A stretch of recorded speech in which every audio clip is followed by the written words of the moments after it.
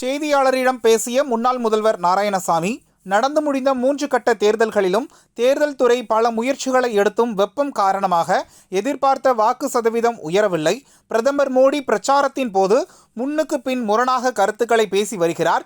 பிரதமர் என்ற நிலையில் இருந்து இறங்கி வந்து காங்கிரஸ் கட்சியை தரம் தாழ்ந்து பேசுகிறார். பொய் பிரச்சாரம் செய்து வருகிறார்.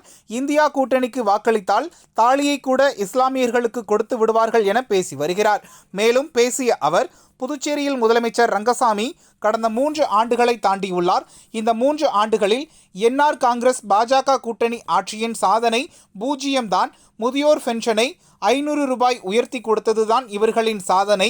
இந்தியா கூட்டணி தலைவர்கள் அமர்ந்து பேசி யார் பிரதமராக வரவேண்டும் என முடிவு எடுப்பார்கள். ராகுல் காந்தி பிரதமராக வரவேண்டும் என்பது எனது தனிப்பட்ட கருத்து என்றார். காங்கிரஸ் கட்சியை அளவுக்கு மீறி ஒரு பிரதமர் என்ற ஸ்தானத்திலிருந்து இறங்கி வந்து தரந்தாழ்ந்து பேசுவதும்,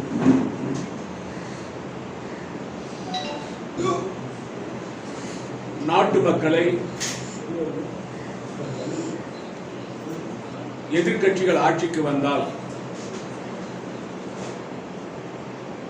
இந்துக்களுக்கு கொடுக்கின்ற திட்டங்களை எல்லாம் இஸ்லாமியருக்கு வாரி கொடுத்து விடுவார்கள் என்று பொய் பிரச்சாரம் செய்வதும், அது மட்டுமல்லாமல் இந்தியா கூட்டணிக்கு வாக்களித்தால்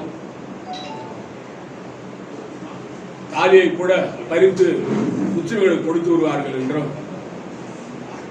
மிக